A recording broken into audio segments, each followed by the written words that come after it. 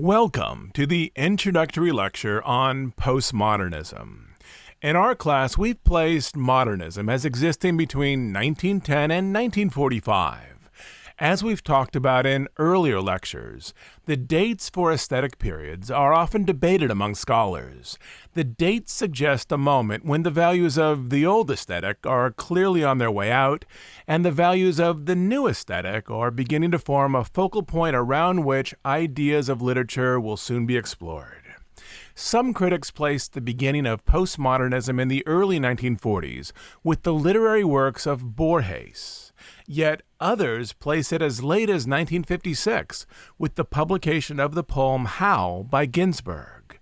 For our class, we'll use the date of 1945 as the start of postmodernism, as postmodernism grows out of intellectual exploration stemming from World War II. But it's also clear that core aspects of postmodernism come together more in the mid-1950s and 1960s. Modernism and postmodernism share a common foundation. They both reject the concept at the core of realism, that literature can somehow represent the exterior world with objectivity. In its place, modernism and postmodernism explore concepts of subjectivity and personal states of consciousness. They both reject that there is a grand narrative of history. Rather, they see multiple subjective narratives that impute meaning onto historical events. Modernism and postmodernism often explore how 20th and 21st century life damage the individual.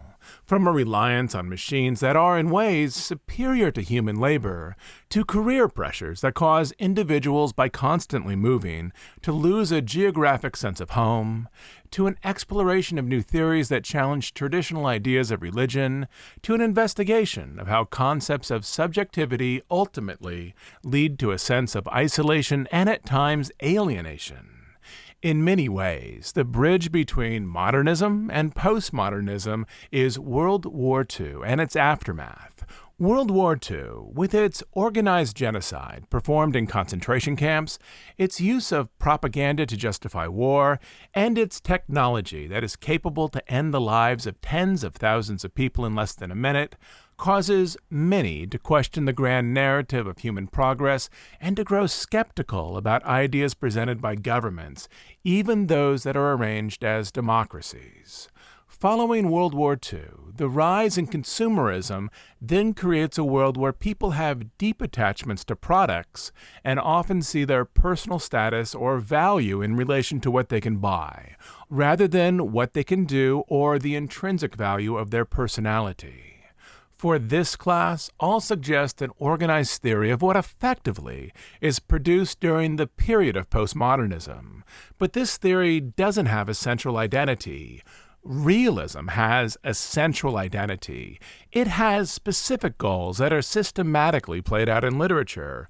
Realism seeks to present a documentary vision of contemporary America with a focus on its people and regions and at times an exploration of social concerns. The definition of literature is specific for realism. For modernism, however, the definition becomes wider and more difficult to pin down. What separates the storytelling elements of entertainment from those of literature for the modernists? As we've previously discussed, the modernists accept the traditions of both the romantics and the realists. In essence, from a craft perspective, modernists advocate that writers can essentially take elements from both traditions, twining them together to make a new form to suit a specific project. Beyond this, as we've discussed, modernist writers must have a clear and consistent idea as to what prose represents, such as the thought processes of a central character or a uniquely subjective vision of the world. Modernist works must also account for evolving psychological ideas that define a new richness inside of human experience. Lastly, and this will become key moving forward, modernist works can't simply offer a vision of an interesting character or a compelling region in America. They must have a central idea that becomes part of the intellectual materials of the story they tell. As the 20th century advances, this will become the defining element that separates literature from entertainment. The Great Gatsby is a terrific example of modern American literature. It draws on regionalism, romanticism, and realism, and combines them into a unified presentation of a story. The book is deeply interested in both the underlying motivation and psychology for Nick Carraway and Jay Gatsby. The writing presents a subjective and beautified vision of New York in 1922. It's a novel which, in every way, is serious in its tone and direction, and it wants to explore how Nick Carraway loses faith in the value of his surrounding culture and how the concept of the American dream fades in his mind as he sees how it damages some characters by tempting them with impossible dreams and damages others by justifying and expanding their underlying selfishness. Are there science fiction stories written in the 1920s? Absolutely. Are there mystery stories and adventure stories? You bet there are. Are there humorous stories? Yes, again. But these stories aren't placed inside the box of literature because their component parts don't match the definition as to what modernists see as art. In our class, generally, working in a chronological fashion, we've observed that a new aesthetic usually wants to replace at least some of the core values of the preceding aesthetic. Realism wants to present a photographic vision of commonplace contemporary American life, replacing Romanticism's focus on extreme emotion and non-centrist tales.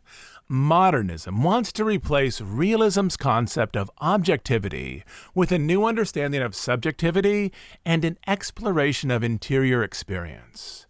But postmodernism doesn't want to replace any of the literary elements central to modernism. In other words, postmodernism is not at all antagonistic with modernism. From a craft perspective, postmodernists still believe that some elements from past aesthetics can be reused in such a way as to create new works of literature. One significant example of this are some works of multiculturalism, which draw heavily on realism. In realism, authors allowed readers to understand the culture of a geographic region by presenting representative stories of New Orleans, the Mississippi River Basin, the Far West, and so on.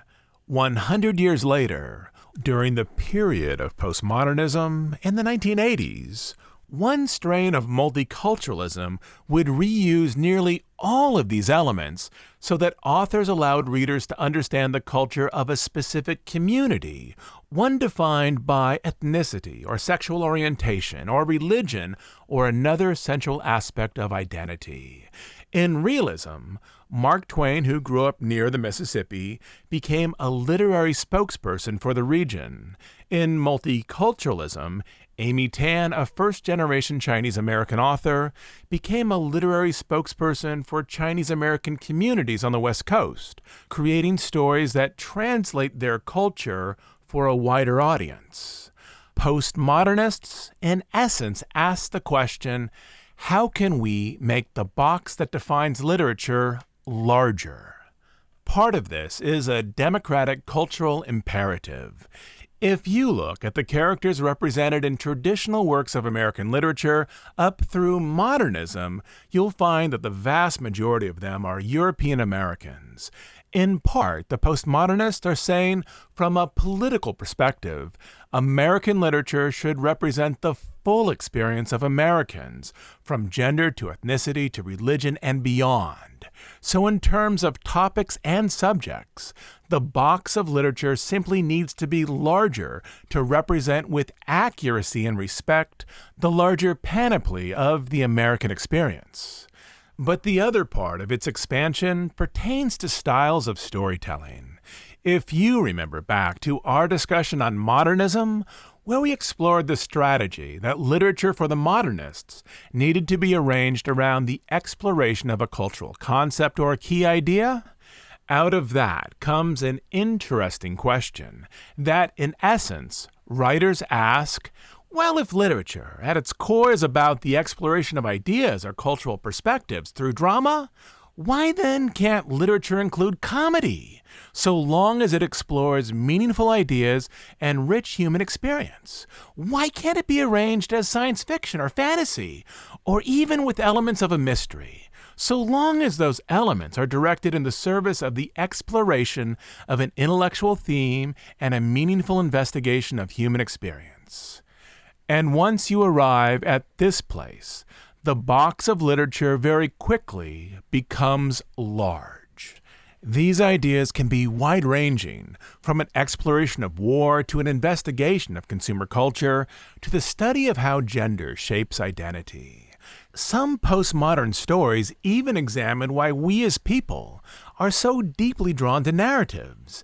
That is, at times, fiction is not just about cultural ideas such as the American dream, but also an interrogation of storytelling itself, asking questions like, why do we still believe in the reality of stories, even though we know generally how they work? Why do we find narratives to be one of the primary ways that we as people convey our own experience to others? And has fiction through books, TV, and movies become so deeply a part of our identity that we now have difficulty understanding ourselves without first understanding our life through various constructed stories that we read on the page or see on the screen? In this, the stories produced during the postmodern period, which we will set as 1945 until now, do not have a shared set of aesthetic elements. Some stories, such as those written by Amy Tan, exploring contemporary drama in Chinese American communities, will appear like a direct descendant of the realists, with full scenes and believable characters, and others, such as Slaughterhouse-Five, will include time travel, space aliens, and sex jokes, all presented in the service of understanding why nation-states continually find themselves drawn toward cultural wars. In this we see a wide range of stories, all seeking to explore the breadth of human experience.